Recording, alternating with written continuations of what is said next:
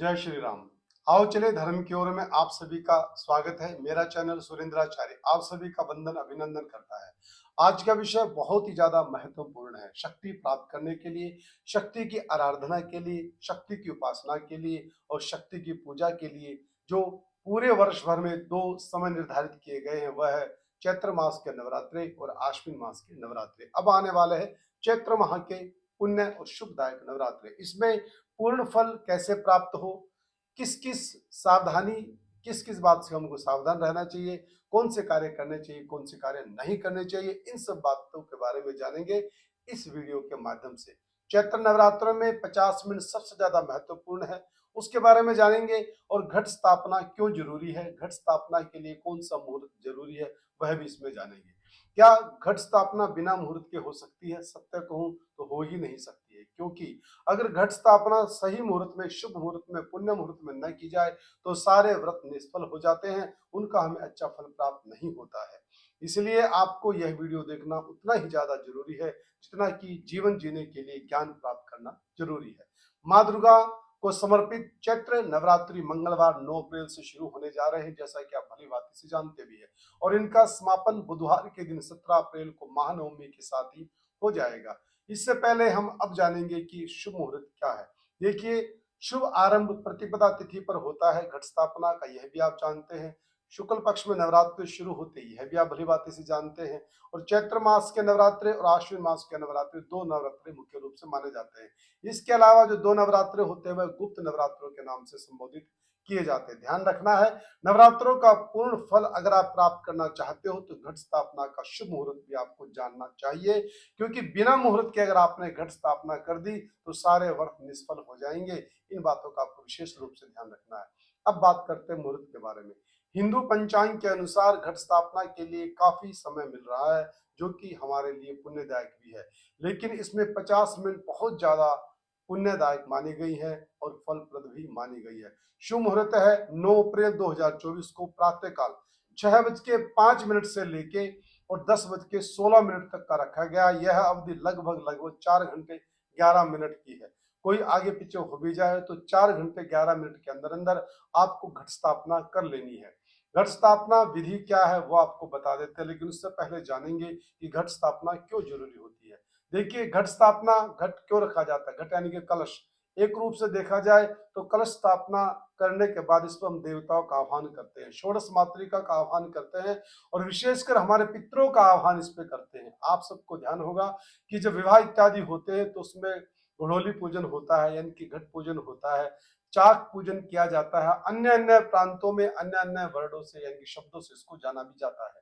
कुम्हार के यहाँ से, प्रजापति के यहाँ से, जो कि बहुत ही पुण्यदायक प्रांगण माना गया है, वहां से एक मिट्टी का कलश लेके आते हैं, ढोल नगाड़ों के साथ में उसको लाया जाता है और उसको ला के घर में एक शुभ पुण्य स्थान पर उसको स्थापित कर दिया जाता है। और वहां पर एक प्रकरण होता है जिसको मेहंडा प्रकरण कहते हैं। वास्तव में यह मेहंडा प्रकरण पितरों के लिए स्थान दिया जाता है, जहां पर पितर बैठकर हमारे घर में होने वाले लौकिक गीतों को सुनते हैं और प्रसन्नता की अनुभूति लेते हैं और परिवार के सदस्यों को आशीर्वाद प्रदान करते हैं कि आपके विवाह में, आपके शुभ मांगलिक कार्य में किसी प्रकार की अवरुद्धता नहीं आएगी। वही घट स्थापना नवरात्रों में की जाती है। अब आप आंकलन कर लीजिएगा कि विवाह प्रकरण से पहले घट स्थापना होती है, नवरात्रों के प्रकरण से पहले घट स्थापना होती है। इसमें कहीं ना कहीं तो संबंध हमारे पितरों का रहा ही होगा। इसलिए आपको अपने परिवार की सुख समृद्धि चाहिए तो आपको उससे पहले पितरों की तृप्ति के लिए भी कार्य करना चाहिए। यही वह घट स्थापना है। इसमें देवताओं का आह्वान होता है, षोडश मातृ का आह्वान होता है, देवियों का आह्वान होता है और हमारी कुल देवी का भी आह्वान घट के ऊपर किया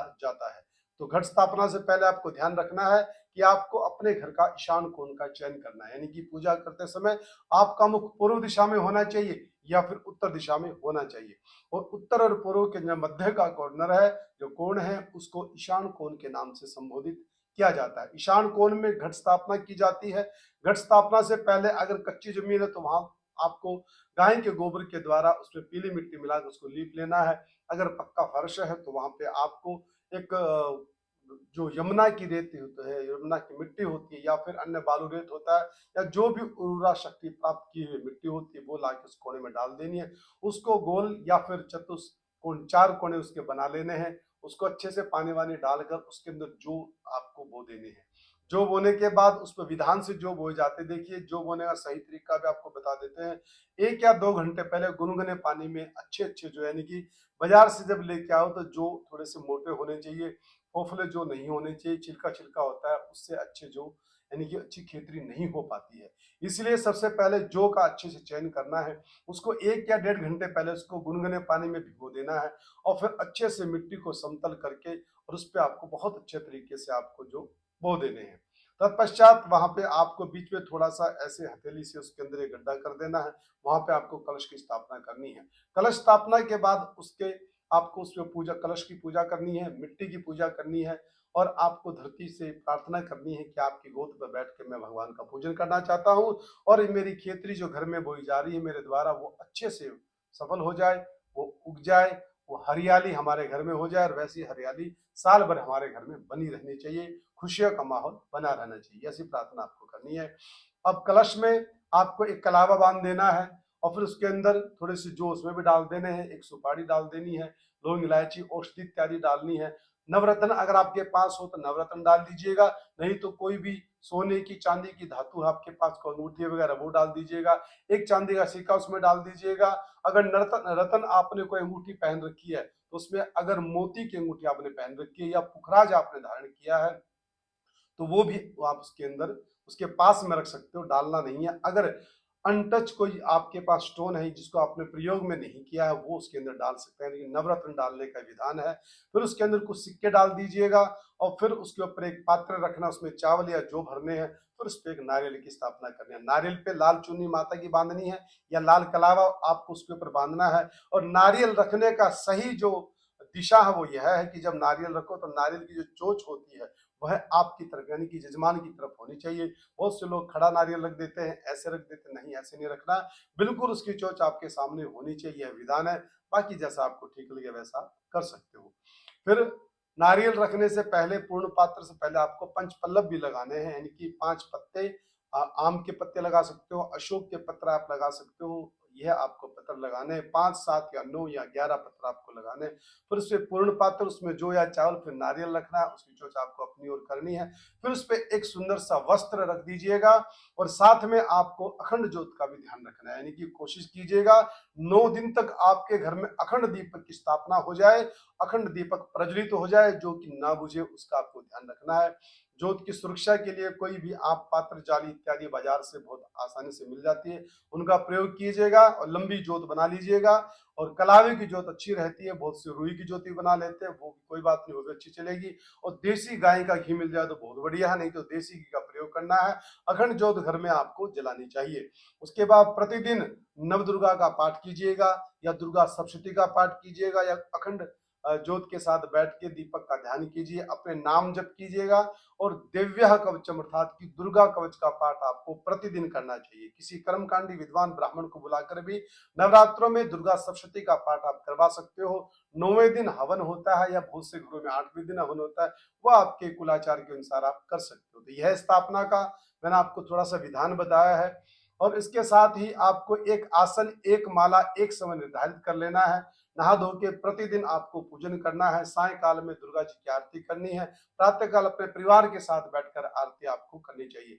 साथ ही विधान के साथ फिर आपको जब प्रातःकाल का जो पूजन हुआ, गणेश पूजन इत्यादि आपको करना है। इसमें संकल्प करना बिल्कुल ना भूले। संकल्प अगर आप नहीं करते हो तो भी पूर्ण फल आपको प्राप्त नहीं हो सकता है। संकल्प का मतलब होता है आप कौन है, कहाँ से हैं, कहाँ पर रहते हैं, आपका गोत्र क्या है, परिवार के सदस्यों का नाम, पितरों का ध्यान सब करके भगवान को प्रार्थना करनी है कि मैं पूजन कर रहा हूँ, इसमें मेरे को सहायता कीजिएगा, मुझे सामर्थ्य दीजिएगा, मेरा पूजन निर्विघ्नता से पूर्ण हो जाए, 9 दिन के लिए मुझे शक्ति दीजिएगा और मैं अपना अच्छे से माता की आराधना कर सकूं। ऐसे संकल्प करना है। नहीं तो किसी ब्राह्मण को बुला लीजिएगा जो कर्मकांडी हो, वो आपके घर में आकर स्थापना भी करेंगे, गणेश पूजन भी करेंगे, आपको आशीर्वाद भी देंगे, संकल्प इत्यादि भी करवाएंगे और विधान भी आपको प्रैक्टिकल सिखा सकते हैं। फिर 9 दिन कीजिएगा।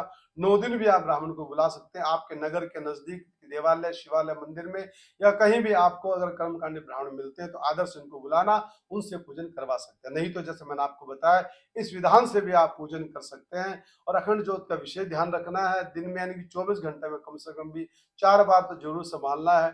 अब जिनको प्रयास है वो तो एक बार प्रातःकाल घी डाल देते हैं, एक बार रात्रि में संभाल लेते हैं। जिनको अभ्यास नहीं है वो 3-4 बार आके जोत को संभालते रहे। और विशेष ध्यान ये रखना है कि 9 दिन तक अपने घर को छोड़ के कहीं नहीं जाना। ये नहीं अंदर अखंड जोत जल रही है, माता की चौकी आपने लगाई है और घर को लोक लगाकर आप कहीं घूमने चले जाए, ऐसा भैया बिल्कुल नहीं करना है। घर पे रहना है, घर का भोजन करना है, धरती पे शयन करना है। इस प्रकार से पालन करते तो तपस्या भी आपकी हो जाएगी, आपकी मनोकामना की पूर्ति भी हो जाएगी। बिना तप के कभी फल नहीं मिलता है। कहते हैं कि जो तपेगा वो ढलेगा, जो ढलेगा वो बनेगा, जो बनेगा वही चमकेगा। इसलिए तपस्या करना बहुत जरूरी है। और इसके साथ आप व्रत करना चाहे तो व्रत भी कर सकते हो। 9 दिन का व्रत आप कीजिएगा, कोई बड़ी बात नहीं है, आसानी से कर सकते हो। बहुत से लोग तो देखो 1-1 महीने का या फिर चतुर्मास में 4-4 महीने का व्रत भी करते हैं। क्योंकि अगर आपने सोच लिया कि मैं व्रत करूंगा और मुझे कोई दिक्कत नहीं है, मैं आसानी से कर सकता हूं, तो प्रिय बंधु विश्वास रखना, बहुत आसानी से आप व्रत कर सकते हो। लोग पहले ही घबरा जाते हैं, पता नहीं व्रत होगा कि नहीं होगा, कैसे होगा, भूख लगेगी, कैसे सहन करूंगा। भैया सब सहन करने की शक्ति माता भगवती आपको प्रदान करेंगी। गणेश जी महाराज आपके साथ हैं, आपको आशीर्वाद देंगे, आपका व्रत पूर्ण करने में आपका सहयोग भी करेंगे। इनकी उपासना करना है, गणेश जी की पूजा सबसे पहले होती है, साथ में भगवती की पूजा करनी है। आपको शक्ति यहीं से प्राप्त होती है, माँ भगवती के चरणों में अपार शक्ति का भंडार है। यह शक्ति आपको प्राप्त हो जाएगी, लेकिन आपको कुछ न कुछ तो करना चाहिए, जिससे कि आपको बुद्धि का विकास होगा, शक्ति आपको प्राप्त होगी, विद्या आपको प्राप्त होगी, आपकी मनोकामनाएं पूर्ण होंगी, धन की आपको प्रदान, धन की प्राप्ति आपको सहजता से हो जाएगी। क्योंकि जब भगवान के चरणों में आते हैं, अपने आप को भगवान के चरणों में समर्पित कर देते हैं, तो विश्वास करना हमारे जीवन में किसी प्रकार का संकट नहीं रहता। क्योंकि भगवान पर विश्वास करना बहुत जरूरी है। जैसे गुरुओं पर विश्वास करना बहुत जरूरी है, उसी प्रकार से जब सब कुछ भगवान के चरणों में छोड़ देते हैं तो भगवान अपने आप हमारी मनोकामनाओं की पूर्ति कर देते हैं। तो यह जो आरंभ के 6:05 से मैंने आपको बताया मुहूर्त है, वह 10:16 का मुहूर्त है। और आरंभ के जो 50 मिनट में जो स्थापना करेंगे उसके लिए बहुत ही पुण्यदायक है। तो ये 50 मिनट नहीं छोड़ना है। और किसी वजह से अगर 50 मिनट में आप स्थापना नहीं कर पाते हैं तो प्रिय बंधुओं 10:16 तक आप घट स्थापना कर लीजिएगा। इसमें आपको लाभ ही लाभ की प्राप्ति होगी। और इन्हीं शब्दों के साथ अपनी वाणी को विराम देना चाहूंगा। एक अन्य वीडियो नवरात्रों पे ही जल्द ही तैयार की जाएगी, फिर वो आपके सामने प्रस्तुत करेंगे। और कोशिश करेंगे कि 9 दिन 9 देवियों के बारे में आपको बताया जाए, आराधना के बारे में बताया जाए, प्रार्थना के बारे में बताया जाए, 9 शक्तियों के रूप के बारे में आपको बताया जाए, वो भी प्रयास करेंगे। माँ भगवती मुझे आशीर्वाद प्रदान करे, ऐसे ही आप सबसे प्रियजनों से मैं जुड़ा रहूं और जैसा भगवान ने मेरे को बुद्धि दी है, जैसा कार्य दिया है, ऐसा ही आपके सामने प्रस्तुत करता रहूं। आशा करूंगा आपको आज का विषय अच्छा लगा होगा। एक नए विषय के साथ पुनः आपसे मुलाकात होगी। तब तक के लिए जय श्री राम, जय श्री कृष्णा, जय मां भगवती, जय भारत माता।